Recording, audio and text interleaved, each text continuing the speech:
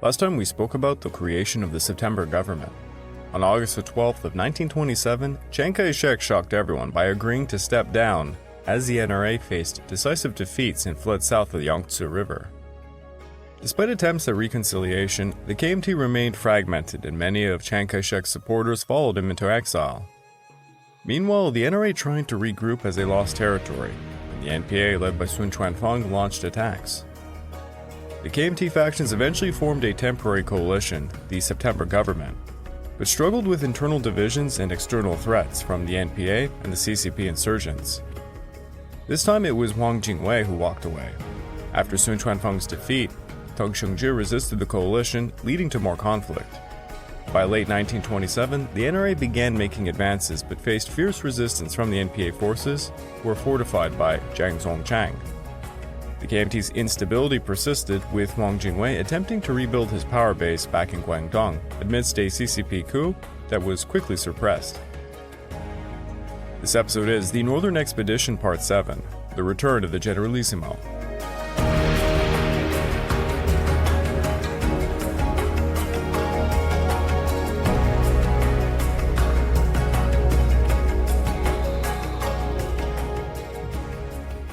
Welcome back to the Fall and Rise of China podcast. I'm your dutiful host, Greg Watson. But before we begin, I just want to remind you all that this podcast is only made possible through the efforts of Kings and Generals over at YouTube. Perhaps you want to learn a bit more about the history of Asia? Kings and Generals has an assortment of episodes on the history of Asia, and so much more, so go give them a look over at YouTube. So please subscribe to Kings and Generals over at YouTube and continue to help us produce this content by checking out www.patreon.com/kingsandgenerals. Now, don't forget about our sister podcast over at the Pacific War Week by Week podcast, written and narrated by me. And if after all that, if you're still hungry for some more history, why don't you check out my personal channel, the Pacific War channel, found at YouTube and on all major podcast platforms. Over on my YouTube channel, I just released a full documentary on General Rupertus during World War II. And as for podcasts, I just released an episode on the Battle of Savo Island.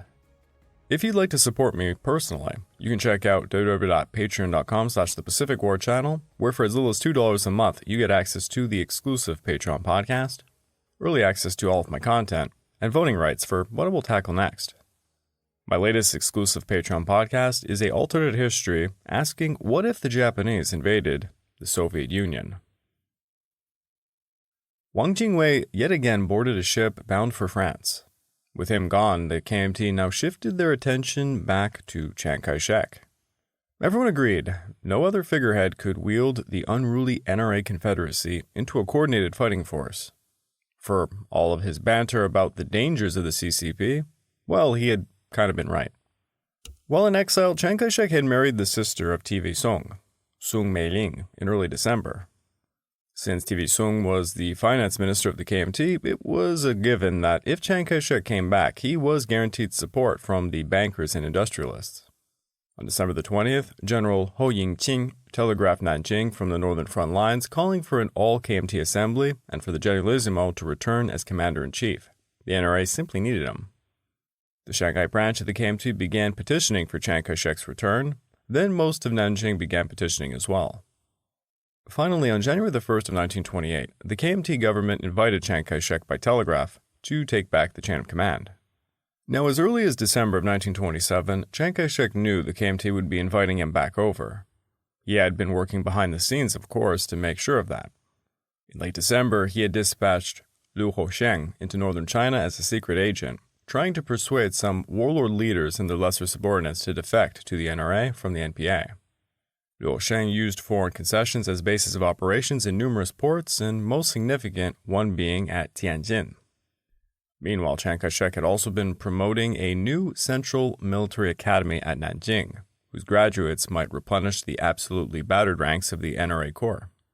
This new academy, similar to Whampoa, would be indoctrinated in KMT ideology. It was Chiang Kai-shek's hope that in the future, when China was finally reunified, they could create more academies in all the provinces so that the nation could have a real modern military. Once back, Chiang Kai-shek worked to reconstruct the party. It was the repeated process of smoothing things over with specific groups within the KMT. On January the 4th, the former Wuhan clique, Sun Fu, was Minister of Construction, TV Sung resumed his role as finance minister, and the old Guangdong base reverted to the control of Li Jishun and Huang Shaoxiang. Then on January the 7th, a lot of reshuffling occurred. The Central Political Council was restored, and its members, including Hu Hanmin, Tan Yankai, Sisi Wu, San Fu, TV Song, Chiang Kai-shek, Yi Pi-chi, and Yu Yu-jen, were all back on it. A new standing committee was also created consisting of Chiang Kai-shek, Tan Yankai, Yu Yu-jen, Tao Chi-chao, and Ting Wu-fen. Tan Yankai became the chairman of the National Government Committee as well. Chiang Kai-shek regained his chairmanship over the now 73-man-strong military council, with their highest-ranking members being Generals Li Zhongren, Li Jishen, Bai Chongxi, Chu Putei, Chong Chen, Hou Yingqin, Tan Yankai, Feng Yusang, Yan Qishan, and Admiral Yang Shuchuang. Along with the reconstruction came a process of centralizing power. Chiang Kai-shek began providing financial support to the conglomeration of armies vowing loyalty to Nanjing. Early on at Guangzhou, the central bank under TV Sung had managed to attract generals and their troops. The same was being done at Nanjing, just on a larger scale. Revenue control was something looked over with a fine-tooth comb. The first provinces to be investigated were Zhejiang and Jiangsu. On the 7th, TV Sung announced both provinces would see a monthly revenue of about 10 million. After January's intense governmental reconstruction, Chiang Kai-shek finally felt secure enough to concentrate on the northern expedition. On February the 9th, Chiang Kai-shek got aboard a train with his general staff to inspect the front lines near Suzhou. Together, they inspected the lines and prepared for a major spring campaign. The lines had been fairly stationary since mid-December, as the snow and cold took over the terrain of northern China. On February the 11th, they received a message from the national government ordering them to complete plans for a final campaign to take all of northern China. The plans for such a campaign would see a rapid seizure of the north from Jiangsu to Beijing within just 3 months' time. From Suzhou, Chiang Kai-shek and his team traveled over the Longhai Railway to meet with Feng Yusang at his HQ in Kaifeng. On the 16th, Chiang Kai-shek and Feng Yusang discussed how they would cooperate during the final campaign. Chiang Kai-shek would also have to discuss matters with Yan Qishan. Both he and Feng Yusang were regional commanders outside the KMT whom held considerable autonomy and status. Both also controlled highly defensible bases. The Kuomintang territory ran from Shaanxi, and Yan Qishan held Shanxi. Yes, that does get confusing a bit to pronounce. Chiang Kai-shek always needed to make sure forces were content, for if they broke off from the NRA to join the NPA, it would really put a damper on the northern expedition. Even if they simply became neutral, it would have a profound effect. To compromise Nanjing, they offered nominal subordination and cooperation. Feng Yusang and Yan Qishan would gain material aid and status almost equal to that of Chiang Kai-shek. There was also a new military reconstruction, as the NRA had grown quite a bit. The NRA had grown to nearly 1 million men and would now be divided into 4 collective armies. Chiang Kai-shek was commander-in-chief, with Hu Yingqin as his chief of staff. The first collective army consisted mostly of the 40 original NRA Army Corps that had begun the northern expedition. The second collective army would be led by Feng Yusang, controlling Shaanxi and Jinan. The third collective army was led by Yan Qishan, controlling the North China Plain. And the fourth collective army was led by Li Zhongren and would control Jiangxi, Hunan, and Hubei. Although the 4 commands were relatively equal, Chiang Kai-shek and the Nanjing government held the purse strings, which essentially made them suzerain. Chiang Kai-shek believed if properly coordinated, the 4 collective armies would be able to perform a lightning-fast campaign to take the North China Plain. By 1928, the KMT was the largest political force in all of China. With his status and influence amongst the leadership in the KMT, Chiang Kai-shek sought a position where he would not become so dependent on other cliques within the KMT, as was the case with the Wuhan situation. Thus, on March the 7th, he managed to get the party to appoint him as chairman. After that was settled, the political council then divided up political authority amongst the other 4 commanders based on the regions they controlled. Li Jishen became the chairman of Guangzhou, Li Zhongren over Wuhan, Feng Yusang over Kaifeng, and Yan Qishan over Taiyuan. Since Chiang Kai-shek had to focus on the northern expedition, he had Tan Yankai appointed as chairman of the political council to manage stuff for him. By late March, the first collective army was assembling to resume their advance after the mid-winter halt. On the other side of the east-west Lunhai Railway stood a well-rested and reinforced NPA. Jiang Zolin, Jiang Songchang, and Sun Chuanfeng coordinated their efforts into northern Shandong. Yet alongside them was another enemy even more dangerous, the Japanese. Now, going back in time somewhat, in March of 1927, when the NRA was taking over Nanjing and Hankou, later in April, many foreign concessions and consulates were attacked by NRA soldiers and Chinese civilians. These became known as the Nanjing and Hankou incidents. Following the incidents, Chiang Kai-shek made repeated statements trying to juggle between appeasing the foreign powers and looking anti-imperialistic to the people of China. Despite all the assurances, the foreign powers, one being the Empire of Japan, remained very concerned about the safety of their people, alongside their economic and political interests within China. Many of these foreign powers resolved not to let another Nanjing incident occur again. Now, back in 1927, as the NRA were approaching Shandong for the first time, the Japanese had sprung into action. Japan saw Shandong province, ever since the 21 Demands debacle, as their sphere of influence. They deployed 4,000 troops from the Kuomintang army over to the cities of Qingdao and Jinan, calling them the 1st Shandong Expeditionary Forces. Their justification for this action was to protect Japanese civilians against potential NRA attacks. Chiang Kai-shek was well aware of the severe danger provoking the Japanese would provide, so he wanted to keep his forces as far away from Jinan as possible. Japanese Prime Minister Tanaka knew the deployment of such forces could result in another conflict with China, ironically endangering the very citizens he was trying to protect. Then all of a sudden Japan found out the split between the Wuhan and Nanjing regimes was resolved, and that Chiang Kai-shek had stepped down. It was quite a surprise to the Japanese, who withdrew their forces from Jinan. In his exile, Chiang Kai-shek went to Japan, and he would meet on multiple occasions with Prime Minister Tanaka. During some of these meetings, Tanaka suggested Japan was fully willing to support Chiang Kai-shek and not interfere in Chinese domestic affairs. Chiang Kai-shek responded that he understood Japan's interests in China.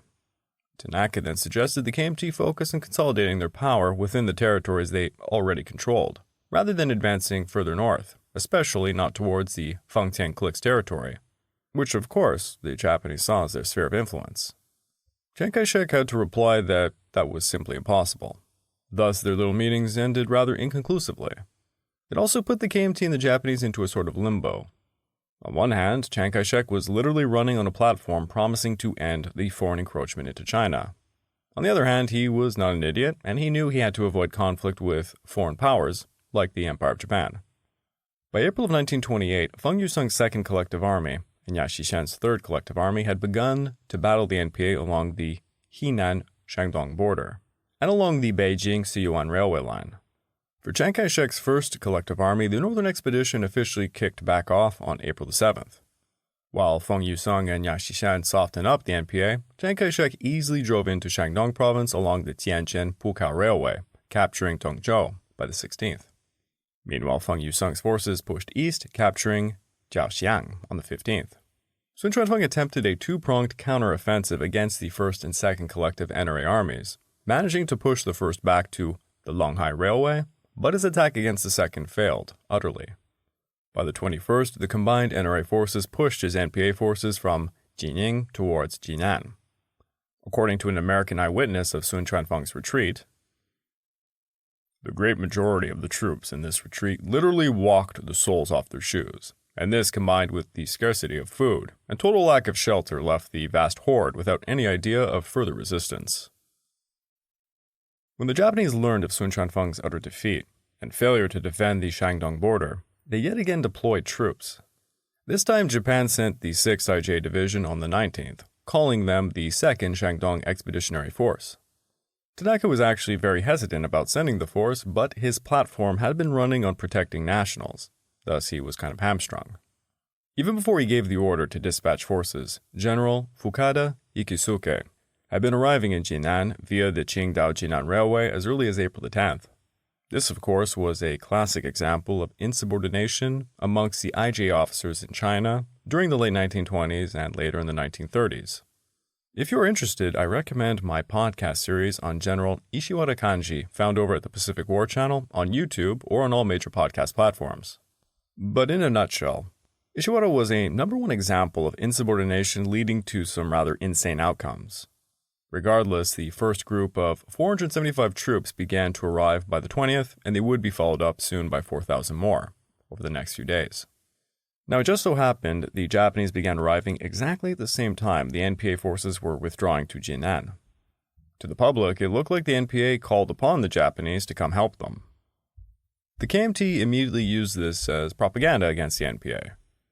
Both Nanjing and the Beiyang governments began protesting against the Japanese intervention, which never stopped the Japanese ever. Sun Quan-fong had established a second line of defense strung along the mountainous backbone of Shandong's peninsula. To the north was the railway from Jinan heading for Qingdao. As the First Collective Army advanced towards the line on the 27th, they performed a pincer maneuver against the Lushan railway station. After a 2-day battle around Lushan, Chen Taiyuan and the 26th NRA Army managed to cut the NPA off from the railway line. Again, using their better mobility and speed, the NRA evaded the enemy's railway artillery by simply sweeping around behind them and cutting the railway communications from them. After this, the NRA advanced west along the railway towards the Yellow River Bridge just before arriving at Jinan. This would effectively see the NPA forces around the capital region becoming isolated on the southern bank of the river. To prevent the NPA's retreat out onto the peninsula along the railway, a battalion of engineers sabotaged the railway line with explosives. Within a frantic rush to escape Lungshan, Sun Quan-fong had left behind 30 boxcars full of food, ammunition, and 300 soldiers. Now, the first NRA units to advance into Shandong had done so along the Tianjin-Pukao Railway, avoiding the main pass between Tianjin and Jinan. Instead, they advanced up the adjoining mountains, capturing some elevated points where they could deploy artillery to hit the NPA from. Although the NRA were weaker in the heavy artillery side, taking such heights to deploy what they had compensated for that, with added flanking maneuvers. Once the NRA had blocked the NPA from retreating via the railway onto the Shandong Peninsula, the Yellow Railway Bridge remained their last avenue of escape. The NPA elected to evacuate to the northern bank, crossing the bridge on the 19th, yet all order soon collapsed in the mayhem of men running under fire. Back over in Jinan, violence and looting erupted as NPA troops grabbed what they could and they fled north. Defending the barricaded perimeter of the Japanese concession area, the Kuomintang army prepared to fight anyone who dared come near them. On the 30th, the Chinese media began reporting scuffles breaking out in Jinan between Japanese and Chinese, specifically mentioning some Chinese being stabbed. Since the NRA engineers had sabotaged the railway to Qingdao on the 28th, they had most likely come into contact with the Japanese patrols.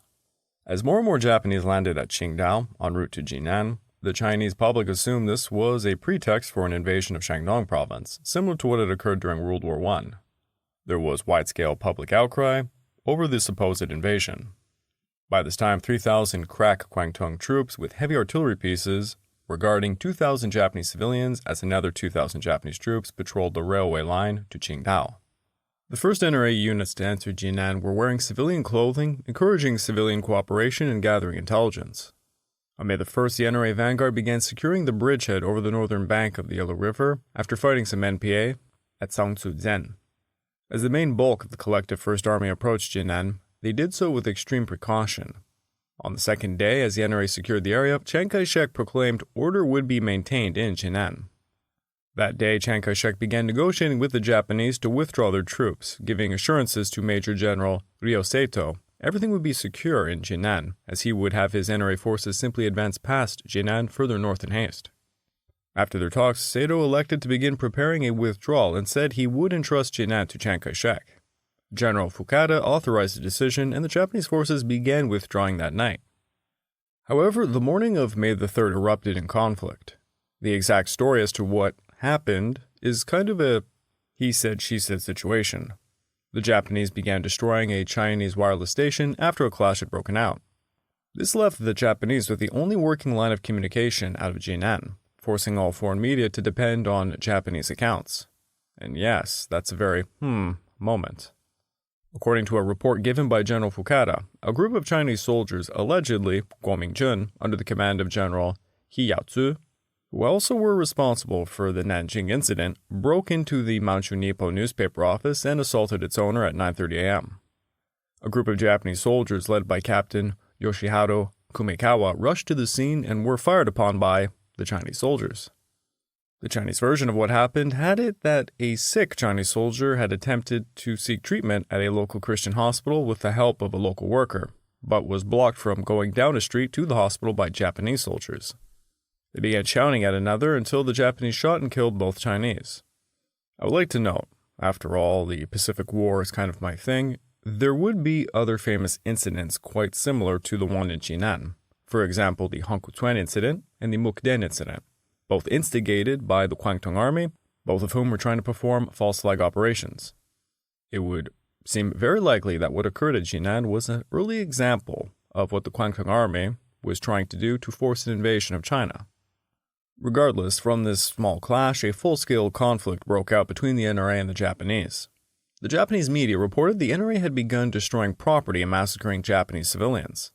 A British consul general reported seeing Japanese corpses allegedly with their penises cut off. The Japanese eventually stormed an office that would be the point of negotiation between the two sides.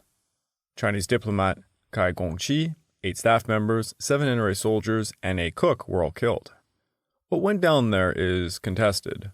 The Japanese would claim they were attacked from the upper floors and had no idea the office was being used for negotiations.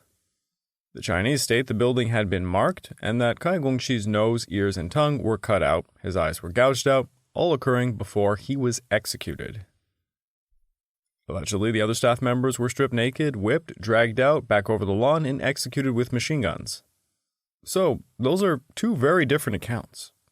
In response to those graphic reports, Major General Ryoseto wrote it off as Chinese propaganda, stating Cai Gongqi was simply shot in a firefight and that one cannot cut ears or noses off with a bayonet. In my opinion, the Chinese account actually kind of does reek of propaganda, because it's the same type of things they would write continuously as propaganda going all the way back to the First Sino-Japanese War. Negotiations to halt the violence began quickly thereafter. Chiang Kai-shek and General Fukada agreed to a truce and they came to an agreement rather fast. The Japanese would withdraw, leaving just a small detachment to keep order, and the NRA would advance north to continue their expedition. Then on the 4th, the Japanese reported their chief negotiator, Colonel Sasuke Toichi, was robbed and beaten nearly to death, only to be saved by one of Chiang Kai-shek's officers.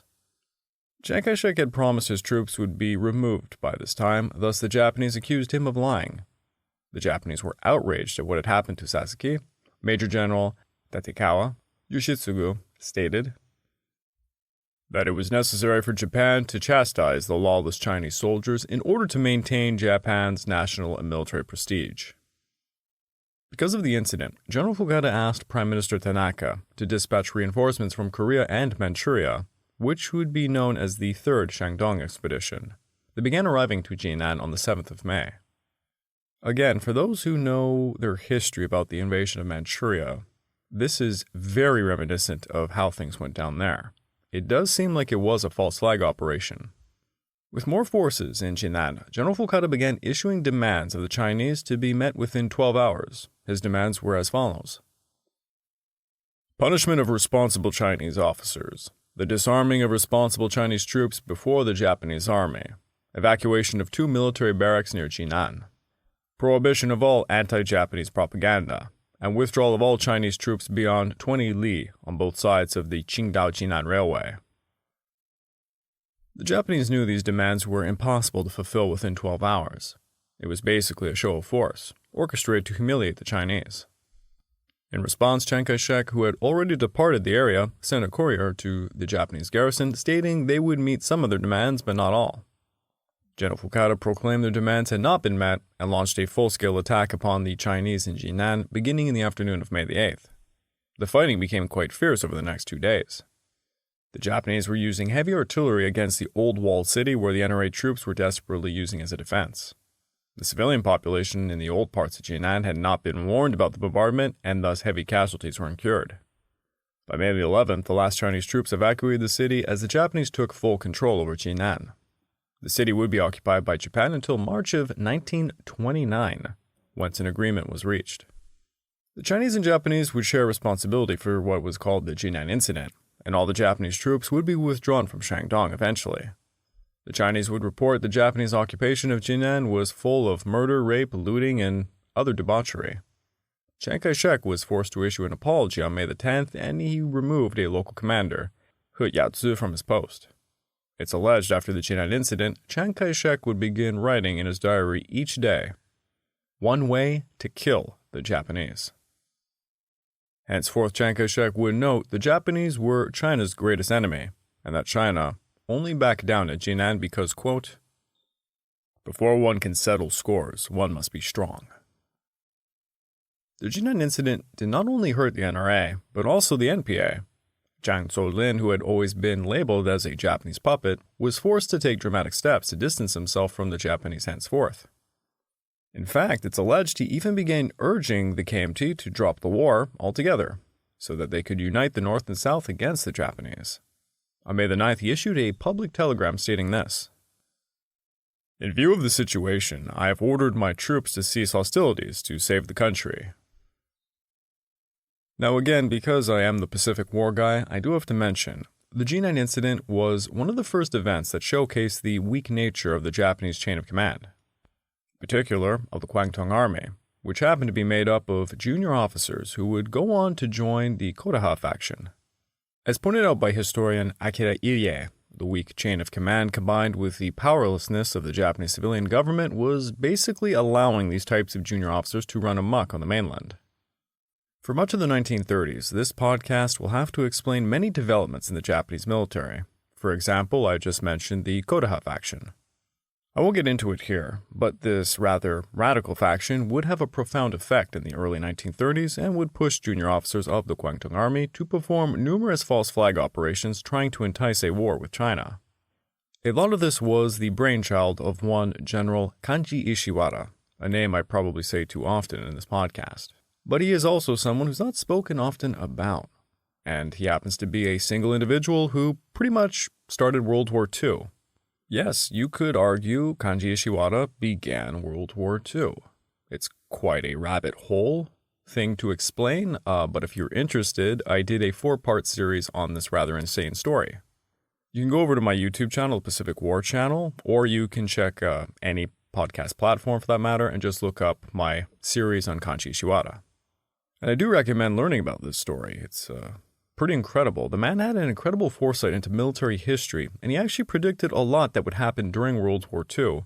When he was a young man, pretty much I think the year was 1919, when he began writing about what he called the Final War. He came to believe in 1919 that warfare would change and that heavy bombing campaigns would wipe out entire cities across the globe in a matter of minutes. Kanji Ishiwara did speeches for the youth in the Japanese military, a lot of these junior officers I'm talking about, and he influenced them to do things that pushed Japan into a war with China, which ironically he did not endorse. He wanted to basically invade Manchuria to gain its resources so that Japan would be capable of producing what it needed to fight what he theorized was a final war against the ultimate enemy, which he viewed as the United States. And he viewed this during a time when Japan thought the USSR was their greatest enemy. But ironically, he did not want a war with China. He wanted an alliance with China. He's a very complicated individual, to say the least. Anyways, I will stop blabbering about him. If you want to check that out, again, just go check out the Pacific War channel. Now, on May the 1st, the NRA vanguard had secured the north bank of the Yellow River around Sanssouci. There they halted to allow the main body to catch up. To avoid Jinan and the much-feared Japanese heavy artillery, Chiang Kai-shek had first ordered the men to detour south of the city and then advance upstream to some fording points. The largest of these points was Tanga. As the NRA regrouped on the north bank, the NPA had set up a new defensive line south of Taizhou and Shuntai. The first week of May saw the Beihang government toss some peace feelers. Wu Zhuhui declared that rather than join the Fengtian clique, quote, "The northern expedition will be continued and completed in the shortest possible time." I would like to take this time to remind all of you that this podcast is only made possible through the efforts of Kings and Generals over at YouTube. Please do subscribe to Kings and Generals over at YouTube and continue to help us produce this content by checking out www.patreon.com/kingsandgenerals. And don't forget about our sister podcast over at the Pacific War Week by Week podcast, written and narrated by me. And if after all that, if you're still hungry for some more history, or once you give my personal channel a look, over at the Pacific War channel at YouTube and all major podcast platforms. As I had mentioned for quite a bit there is a series on Kanji Ishiwara found both on the YouTube channel and the podcast platforms. But if you want to support me more personally, why don't you check out www.patreon.com/thepacificwarchannel, where for as little as $2 a month, you get access to the exclusive Patreon podcast, early access to all of my content, and voting rights for what it will tackle next. This month's exclusive podcast is actually an alternate history. What if Japan attacked the USSR during World War II? And my god, it took me a long time to research this one because I wanted to provide hard numbers, so I really do implore you, if you're interested, please go check it out. The Generalissimo is back. The Northern Expedition is back on track, and the NPA was running for their lives heading north. However, the Jinan incident with the Japanese struck a major nerve in China, one that would come back to haunt them in the form of a 15-year-long war. Yet until then, there was a grand march to be made in the direction of Beijing.